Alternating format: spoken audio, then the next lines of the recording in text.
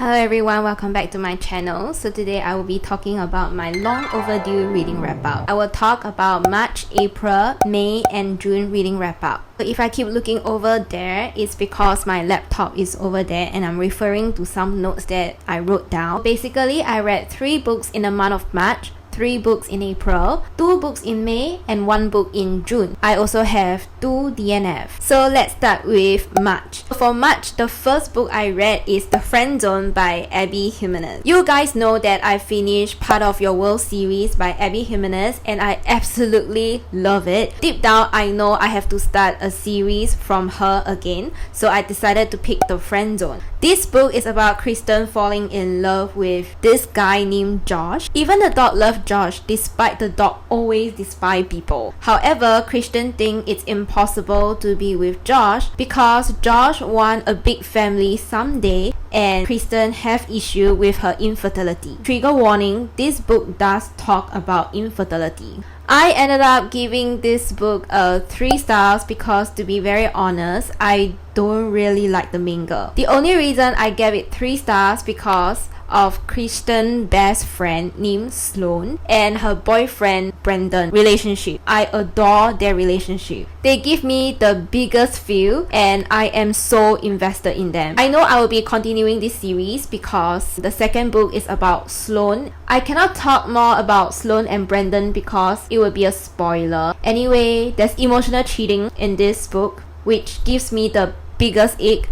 I really dislike Kristen's indecisiveness when it comes to Josh. I know she have trauma, but it really frustrates me. I gonna say though, Josh is very sweet at the end when it comes to reassuring Kristen, and his action really show. I read the author's notes and the infertility part is actually inspired by her friends who experience infertility. So I understand why the author wrote the ending this way, even though I know quite a number of people don't like how it ends. Personally, I think it is nice to include and highlight about infertility, especially her symptoms when she have period, because this is more common than we think, but it was not widely shared or talked about, let alone research. For the second book is I Decided to Live As Me by Suhyun. I give this book 4 stars. This is like any other self-help books, except each chapter have illustrations which make it really interesting. Each chapter was short and sweet, easily digestible and understand. Each chapter was written in a way that she will input her experience in it so we can relate it better and also know her better. This book is to teach you to prioritize yourself. For some reason, one of the quotes, or I should say equation, really stuck with me, which is 1 plus can equal do. Next book is Love Theoretically by Hazelwood. This book is about this girl named Elsie, who is a theoretical physicist and an adjunct professor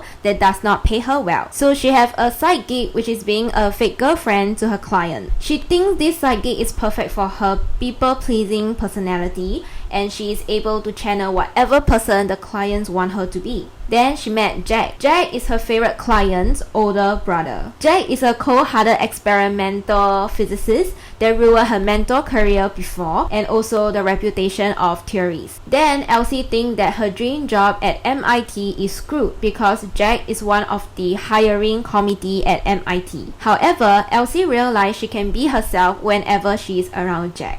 I ended up giving this book a 3 star. I have this expectation that it will give me the same feeling when I was reading The Love Hypothesis. Unfortunately, it didn't. I was kind of disappointed. I think mainly is my problem because they are both physicists, hence their jokes and banters are revolving around physics, which I don't understand. I only understand some of their dad joke, but other than that, I literally don't understand, and that's why I don't feel any chemistry. I'm pretty sure if you understand physics, you will be able to get their jokes, but I don't. I really don't understand. I think this is also another reason why I find that relationship boring and I cannot feel the love. Honestly, I don't think they did anything together other than making love.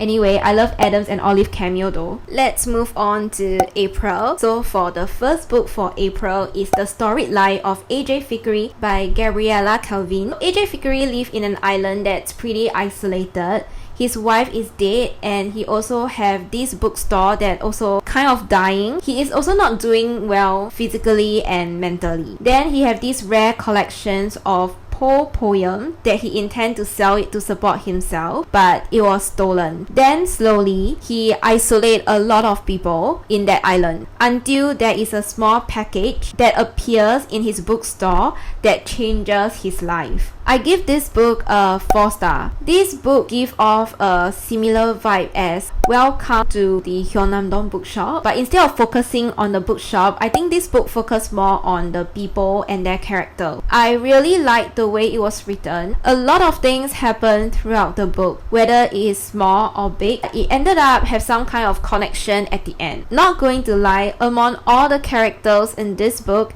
Ismay character really intrigued me. Ismay is AJ Fikry's sister-in-law. I cannot help but attracted to her character. She reminds me of Evelyn Hugo from The Seventh Husband of Evelyn Hugo. They somehow give off the same vibe, a bit morally grey. I actually really hope the author can write a book about Ismay though, because I'm really curious about her upbringing, her life, basically the way she is now. This book really shows hopes and transformation. This is the part where I want to talk about spoiler. This is for the people that already read this book. Skip to this timestamp if you don't want any spoiler. 3, 2, 1. You know there was this part where Amelia realized Leonora is the author of her favorite book and not that Santa drunken looking dude. Let me read you that part. No one travels without purpose. Those who are lost wish to be lost. You are quoting the late bloomer, Leonora says after a long pause. It really was your favorite. It was, Amelia says. When I was young, I never felt young. Something like that. Do you remember the rest of the quotes? No, Leonora says. Writers don't remember everything they write, Amelia says. How could they? I freaking got the chill when I read that part. Then Amelia asked her why she risked it all, changing the book into a memoir when it wasn't, hired someone pretending to be the author, and also coming to the book event herself. And then Leonora said, the book had already flopped. And sometimes you want to know, to see for yourself that your work has meant something to someone. And you know what's the sweetest thing? The sweetest thing is Amelia asked Leonora to go her wedding. She invited Leonora to her wedding and asked her to read her favorite line in her favorite book.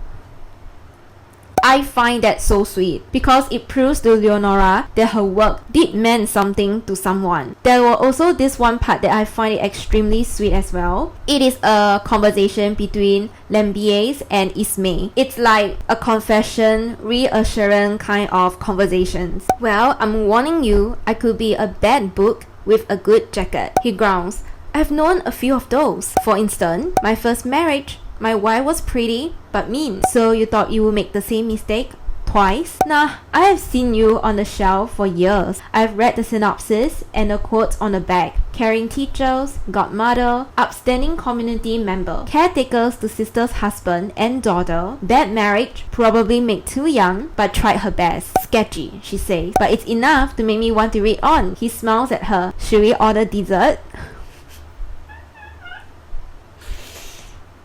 Oh my god. 2 hours later. I love it.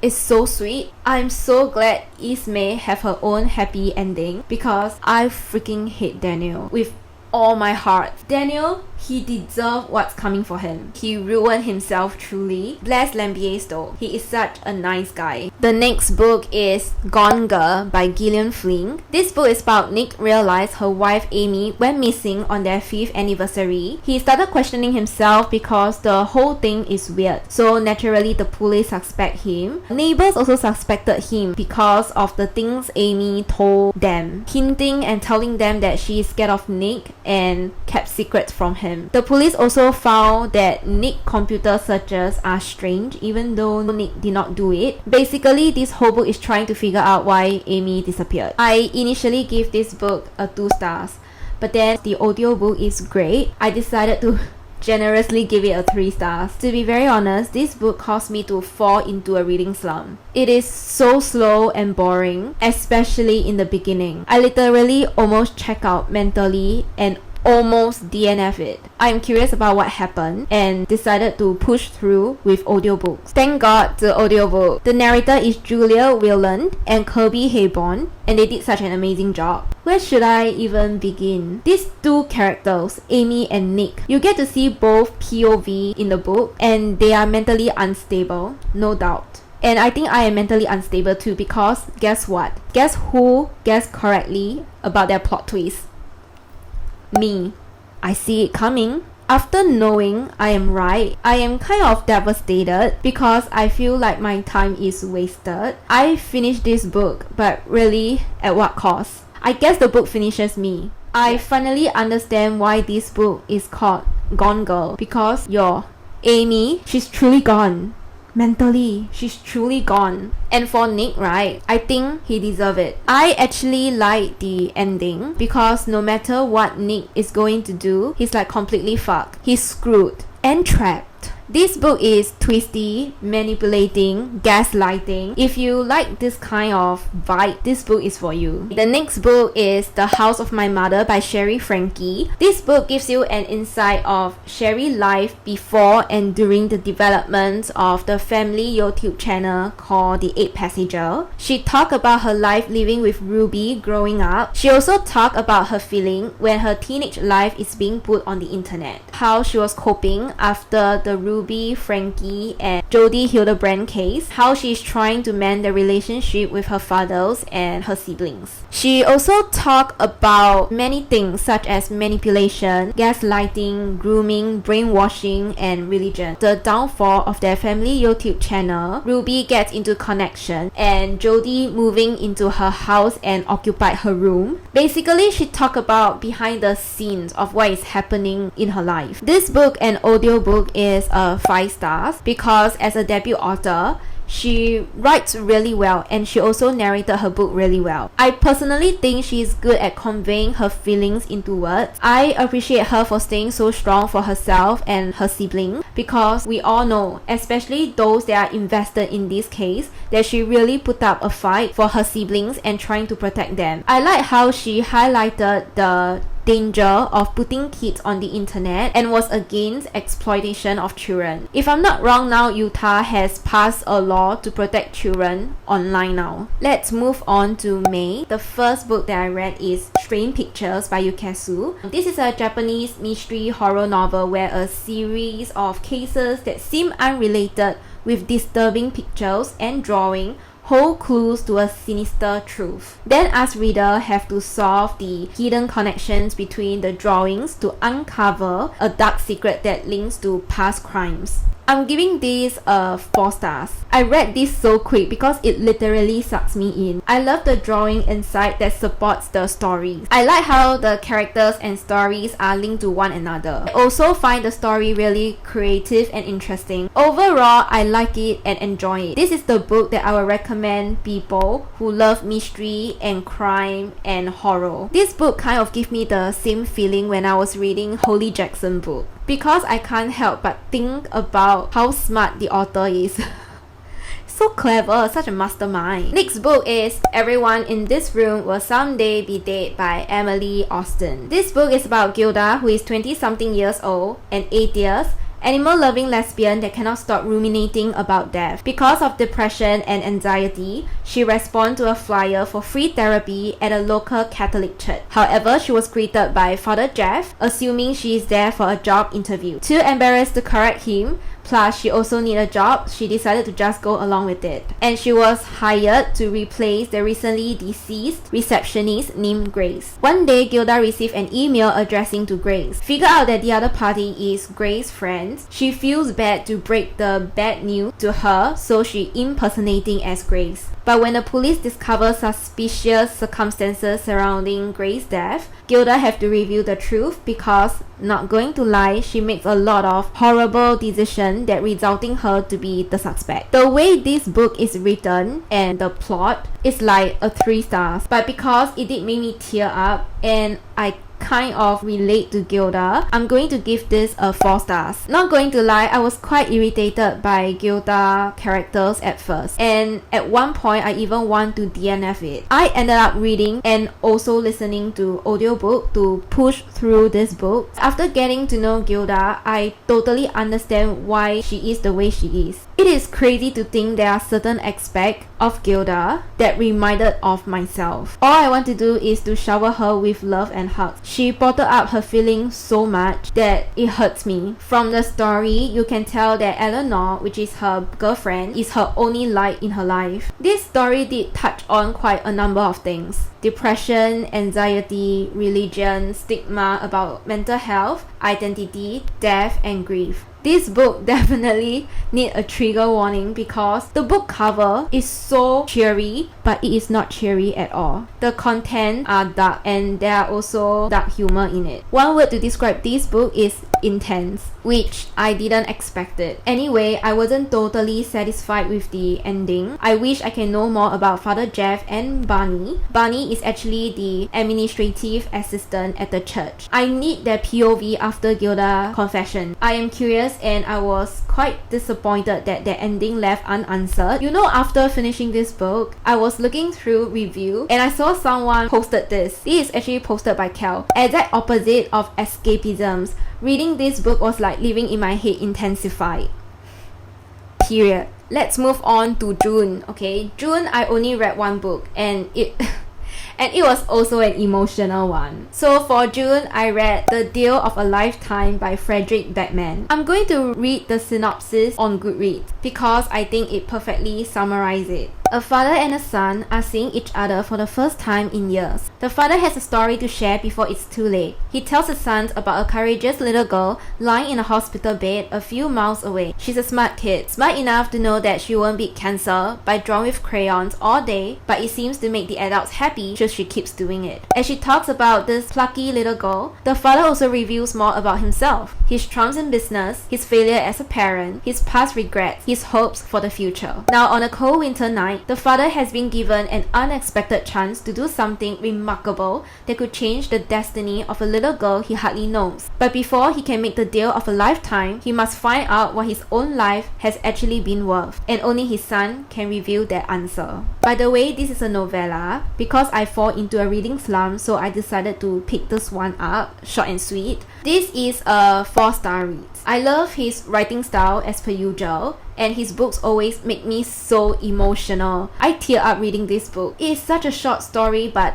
I tear up. I wish this book is longer. The father is not that selfish as what he plays out to be. At the end, he shows compassion and selflessness. This could be that maybe in the end he finally realized what is truly important to him and decided to make this decision that's worth it. This book teaches you how to prioritize what is important in your life and what matters to you the most. Welcome to my DNF. I have 2 books that I DNF. So the first book is The Women with All the Answers by Linda Green. I'm going to read synopsis on Goodreads. This book is about a 52-year-old Michelle Bank is struggling to keep all the plates spinning. She's a perimenopausal district nurse caring for elderly parents. Her husband is wasting their money on children's TV memorabilia, her teenage daughter is riddled with anxiety, and her 16-year-old son is behaving secretively. Alexa is the only one who knows how much Michelle is juggling. Listening in via 4 smart speakers, she also knows that it is about to get even worse. So when Michelle pleads for help from the women with all the answers, Alexa decided to go rogue and reveal her true identity as Pauline, a 65-year-old former voiceover artist from Halifax, to teach Michelle everything she knows. I picked up this book because I find it interesting that it was an actual human as Alexa instead of an AI assistant. Even though now thinking back, it kind of makes no sense because somehow I think it is physically impossible to do that. I still think this idea is interesting to me. I ended up DNF because I find Michelle's family is so annoying. I remember there was these conversations between her son and her husband talking about sex that give me the ick. I remember reading some of the reviews of this book and it seems like Michelle will experience even more problems throughout the book, and because she has so much struggles, that it is difficult to went in depth with each one. And some even said the struggles become pretty repetitive and was unable to connect with the character. In the end, the problems was all resolved. At least that's what I read from other people review. So I decided to just DNF it. The next DNF is called Writer and Lover by Lily King. I'm going to read the synopsis on Goodreads as well. This book is about blindsided by her mother's sudden death and wrecked by a recent love affair, Casey Peabody has arrived in Massachusetts in the summer of 1997 without a plan. Her meals consist of wedding invitations and final notice from debt collectors. A former child golf prodigy, she now waits tables in Harvard Square and rents a tiny, moldy room at the side of a garage where she works on a novel. She's been writing for 6 years. At 31, Casey is still clutching onto something nearly all her old friends have let go of: the determination to live a creative life. When she falls for two very different men at the same time,